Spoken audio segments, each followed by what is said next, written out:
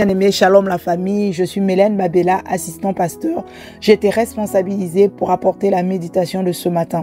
Avant de commencer notre méditation, nous allons prendre le temps de rendre grâce à Dieu. Père, nous te sommes reconnaissants, nous te disons merci. Merci pour ce jour qui s'est levé, merci pour toi qui as renouvelé en nous le souffle de vie. Père, nous ne prenons pas cela pour acquis. Nous reconnaissons que c'est ta grâce. Voilà pourquoi nous te disons merci. Merci pour ce temps que tu permets encore aussi dans ta présence. Nous sommes là, disposés, Seigneur, à t'écouter. Toi seul et toi seul, parle-nous encore. Nous avons besoin de ta parole. Nous avons besoin encore de t'écouter, de recevoir de toi le pain de ce jour. Merci pour toi qui nous conduit ces moments, pour toi qui nous fait du bien au travers ce temps de partage. Que toute la gloire te revienne, Père. Au nom de Jésus. Amen. Amen. Encore une fois de plus, bienvenue à notre temps de méditation.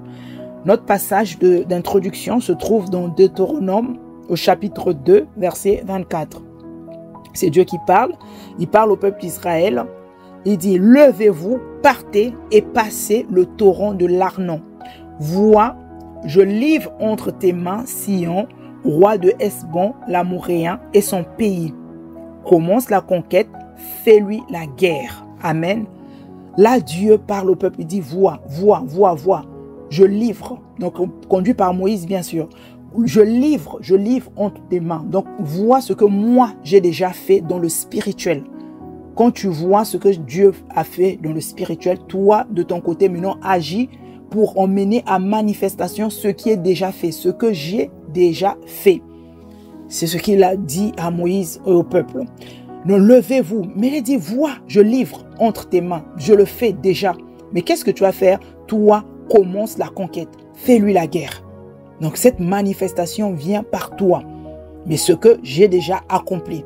Et bien aimé, nous aussi, c'est la même chose. Ce que Dieu nous demande d'emmener à manifestation, il a déjà fait. Mais comment nous pouvons être capables de nous accrocher, de nous cramponner à cette parole, c'est quand nous voyons, quand nous avons la capacité de voir, quand nous pouvons visualiser ce que Dieu a dit au travers sa parole. Parce que si nous n'avons aucune image, si nous ne voyons rien, nous ne pouvons pas nous accrocher à quelque chose. Même la foi dont on parle, la foi vient après. D'abord parce que tu vois et tu crois. Mais si tu ne vois rien, comment tu vas croire en ce que tu n'as même pas vu? Quand Dieu parle, quelles sont les images qui sont derrière cette parole?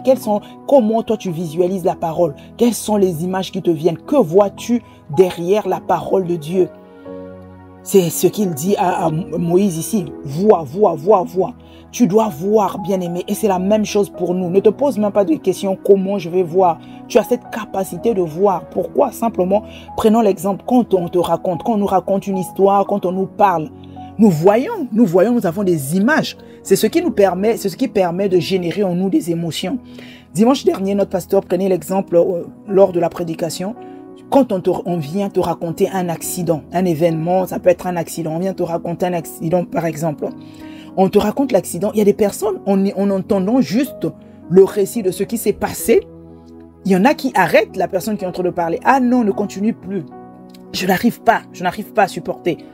Et même ceux qui continuent, en eux, ça génère la peur, ça génère la peur simplement ou la pitié en se disant mais qu'est-ce qui s'est passé? Mais vraiment, on sent que ça génère les émotions. Pourquoi? Parce que en te racontant l'histoire, en te racontant ce qui s'est passé, tu n'étais pas présent, tu n'étais pas là, mais ça génère en toi, tu vois les images, tu visualises déjà la scène, tu vois comment ça s'est passé. Tu peux même déjà voir comment les gens étaient, de quelle manière ils étaient. Tu te fais un film, comme on dit, tu te fais un film parce que tu vois, tu ne t'arrêtes pas aux paroles, mais tu vois. Et c'est ça qui emmène ce que tu ressens à l'intérieur de toi.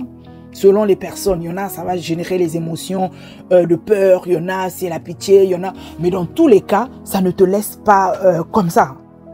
Forcément, les paroles t'impactent. Mais parce que tu vois, si tu ne voyais pas, ça n'allait pas t'impacter, ça n'allait rien faire en toi. Nous voyons que les paroles des hommes ont cette capacité à nous emmener même à nous énerver, ou simplement à nous attrister, ou à nous réjouir par les paroles. Parce que les paroles génèrent les images. Les paroles véhiculent les images. Et ce sont ces images-là, en fait, qui en nous génèrent les émotions. Bien aimé, nous avons cette capacité. Et ton esprit, nous avons la capacité de capter la vision, de capter une vision derrière la parole de Dieu. Non pas avec les yeux physiques, mais avec notre être intérieur. À l'intérieur de nous, nous pouvons voir. Parce que si nous ne voyons pas, nous ne pouvons même pas parler de la foi. Parce que la foi vient après. Quand Dieu a parlé, qu'est-ce que tu as vu? C'est quand tu vois que ça génère la foi. C'est ça. Mais tu ne vois rien, ça ne peut rien changer. Tu entends la parole. Voilà pourquoi il y en a, ils entendent la parole, ils entendent la parole. Mais tant qu'ils n'ont rien vu, ça ne fait rien. La parole reste, j'allais dire, stérile parce qu'il n'y a rien, ils ne voient pas. Même quand tu médites la parole de Dieu, tu prends le temps, quand tu prends le temps de méditation, ta méditation personnelle, prends le temps de voir les images derrière ce que tu es en train de méditer. Et tu verras que ça aura plus de poids en toi, à l'intérieur de toi. Parce que quand tu vois, tu vois, tu es soit où? Tu sens que ça te charcute de l'intérieur. Parce que quoi? Tu as vu les images derrière. Dieu a parlé. Donc ça te donne la motivation. Ça fortifie ta foi. C'est très très important, bien aimé, de voir ce que Dieu dit. Dans la parole de Dieu, tu dois voir ce que Dieu est en train de dire derrière ça. Dieu te dit, vaillant héros, comment vois-tu? Qu'est-ce que tu te vois? Parce que si à Gédéon, ou quand Dieu est venu, il a parlé à Gédéon, il a appelé vaillant héros. Gédéon qui se disait, moi je suis le plus petit de ma famille est la plus pauvre. Mais quand Dieu lui a dit, va avec la force que tu as, il s'est vu en héros et il a vu qu'il avait la force, il a eu la capacité de partir. Parce que s'il n'avait rien vu, si ça n'avait rien généré, ça n'allait pas générer cette foi-là en lui pour pouvoir partir. C'est important pour nous de nous exercer à voir ce que Dieu dit au travers de sa parole. Quand Dieu parle, qu'est-ce que je vois? Bien-aimé, exerce-toi. Parce que dans les moments, même les moments les plus difficiles, c'est cette parole-là qui va te permettre de tenir. Pour ne pas perdre ta foi, quand tu passes par les moments difficiles, tu as besoin d'avoir une vision claire, nette et précise de ce que Dieu dit. Quand Dieu te donne une instruction, quand Dieu te parle, qu'est-ce que tu vois derrière cette parole? Il y a une personne dans la Bible qui a visualisé avant même d'avoir la chose. Cette capacité de voir, c'est la femme dont on parle, la femme à la perte de sang. On ne connaît même pas le nom, mais on dit la femme à la perte de sang. La femme, cette femme-là, la Bible dit qu'elle avait dépensé de son argent. Elle était malade. Elle cherchait quoi? À être guérie.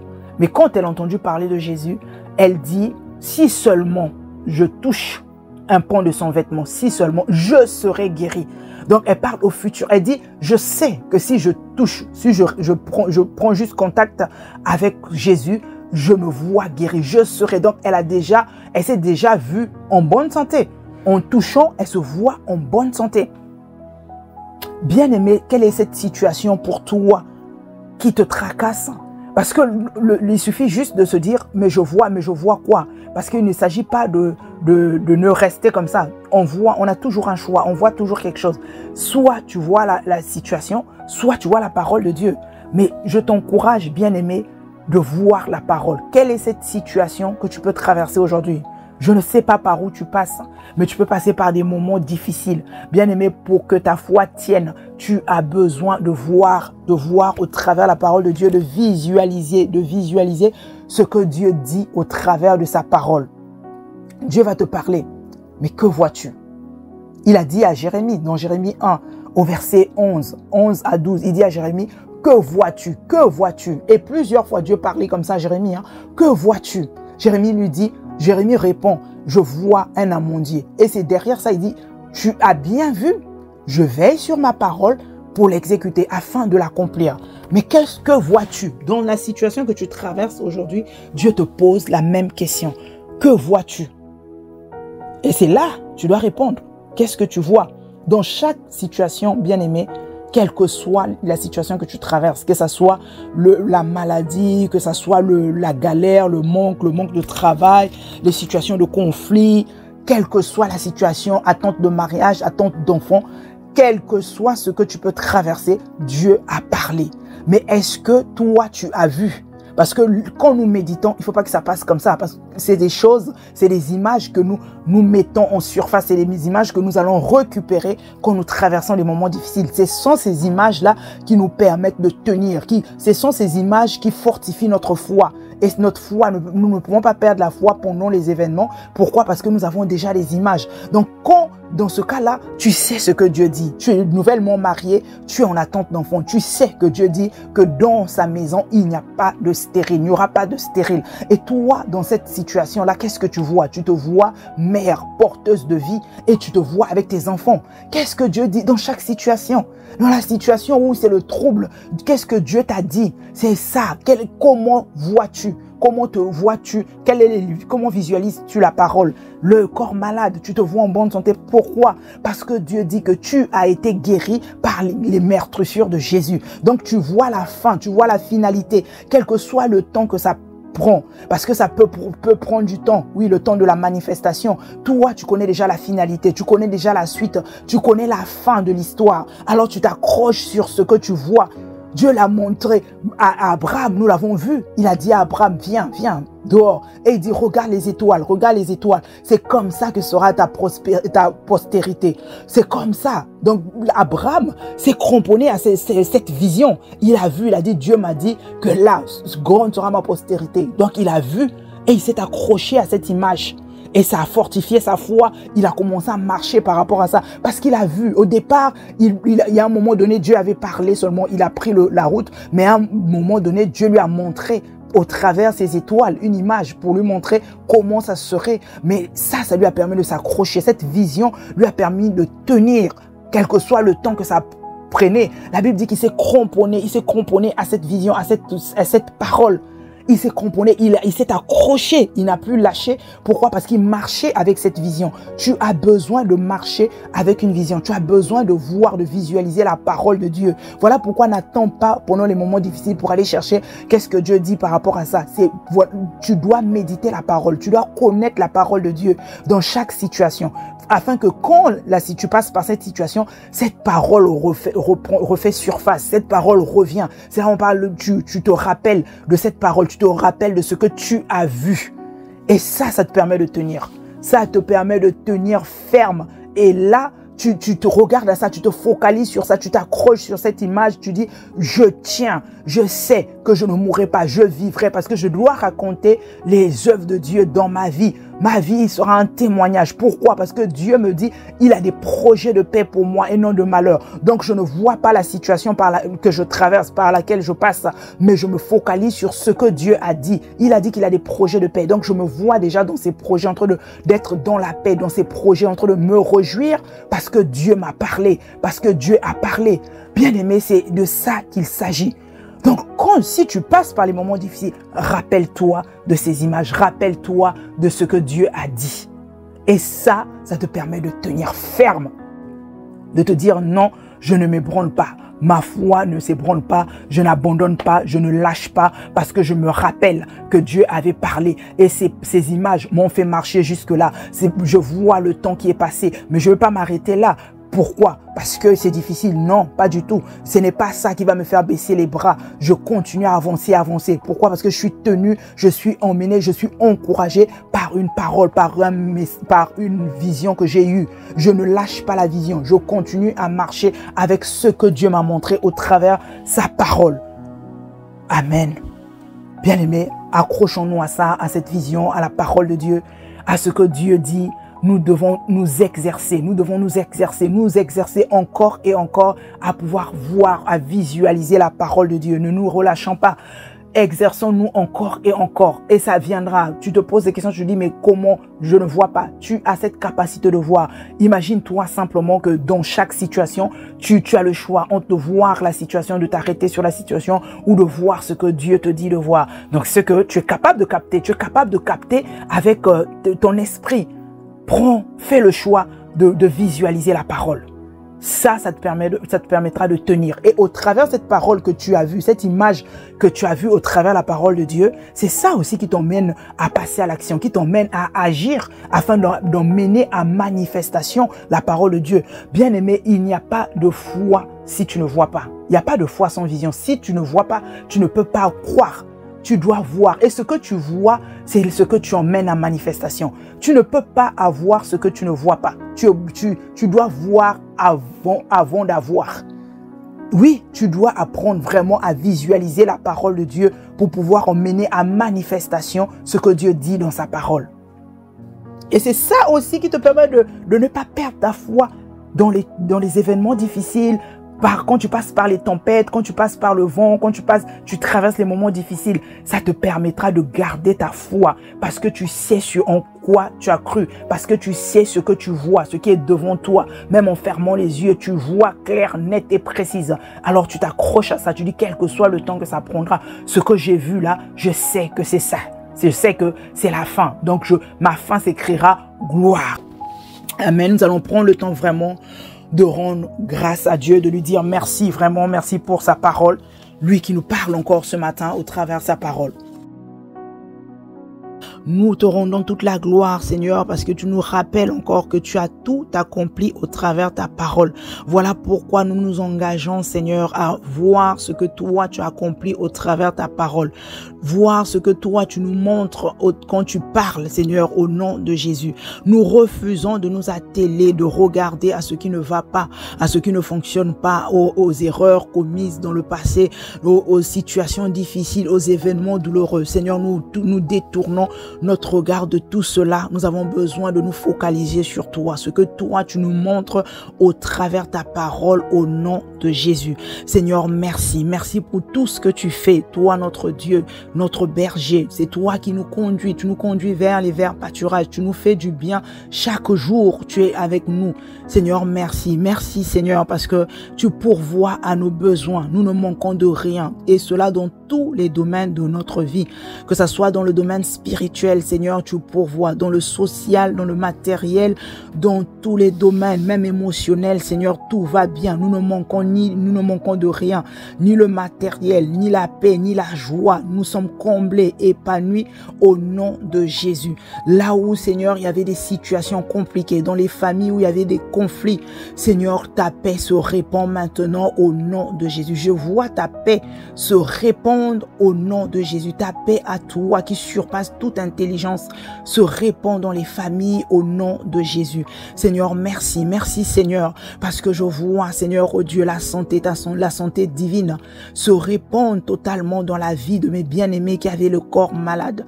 C'est ma sœur qui n'arrivait plus à quitter son lit. Se lève au nom de Jésus parce que tu as parlé. Et je la vois en très bonne santé. Elle se lève et elle commence à vaquer à ses occupations au nom de Jésus. Mon frère qui ne pouvait pas aller travailler reprend le travail parce que la santé divine est répandue dans son corps maintenant au nom de Jésus. Mon frère, ma soeur qui avaient des problèmes émotionnels, ceux qui avaient des problèmes émotionnels, Seigneur, maintenant, je les vois en paix. En paix au nom de Jésus. Je bannis toutes sortes de craintes, de peurs dans leur vie au nom de Jésus. Tout trouble est chassé, éloigné et ôté au nom de Jésus. Maintenant, c'est ta paix qui surpasse toute intelligence. Ta paix se répand dans les cœurs au nom de Jésus. Seigneur, merci parce que je vois mon frère, ma sœur réussir dans tous les domaines de sa vie. Nous réussissons dans tout ce que nous entreprenons au nom de Jésus. Nous refusons la négligence, l'indiscipline, la désobéissance sur toutes ses formes. Toutes les formes de désobéissance, Seigneur, nous refusons au nom de Jésus. Nous marchons dans l'obéissance, nous marchons dans la discipline au nom de Jésus. Nous sommes diligents. Nous refusons, nous rejetons la paresse, la procrastination, toutes ces choses qui nous empêchent d'avancer avec toi. Seigneur, nous sommes diligents. Nous agissons parce que toi aussi tu agis au nom de Jésus. J'élève ma voix pour toutes mes bien-aimés, toutes mes sœurs qui sont en attente d'enfants. Père de gloire, au nom de Jésus, je sais et je crois que dans ta maison, il n'y a point de stérile. Voilà pourquoi je déclare qu'elles sont porteuses de vie au nom de Jésus. Elles portent la vie, elles donnent naissance aux enfants au nom de Jésus. Seigneur, merci. Merci, Seigneur. Je lève aussi ma voix, Seigneur, pour toutes mes bien-aimées, toutes mes sœurs, Seigneur, en attente de mariage et même les frères en attente de mariage. Père de gloire, au nom de Jésus, c'est toi qui as dit qu'il n'est pas bon que l'homme soit seul. Et je crois véritablement que tu leur donnes leur partenaire de vie. Tu donnes à ma sœur son partenaire de vie, son conjoint. Et tu donnes, Seigneur, oh Dieu, à mon frère une aide semblable au nom de Jésus. Seigneur, merci pour tout ce que tu fais, le bien que tu nous fais, Seigneur, que toute la gloire te revienne pour toi qui nous fait prospérer à tous égards, parce que notre âme prospère. Sois béni encore en ce jour, Seigneur, où ta bénédiction se répand dans nos vies. Oui, nous le croyons que nous sommes bénis de toutes sortes de bénédictions et la manifestation de tes bénédictions est visible dans nos vies au nom de Jésus. Tout ce que nous touchons, Seigneur, prospère. Nous réussissons dans toutes nos entreprises au nom de Jésus. Oui, le bonheur et la grâce nous accompagnent encore aujourd'hui et tous les jours au nom de Jésus. Nous allons demeurer dans ta présence en prière, dans la méditation de ta parole, focalisée sur ta parole. Au nom de Jésus, que toute la gloire, Seigneur, te revienne encore. Merci, Père. À toi l'honneur, à toi la louange. Au nom de Jésus. Amen. Shalom, shalom. Excellente journée.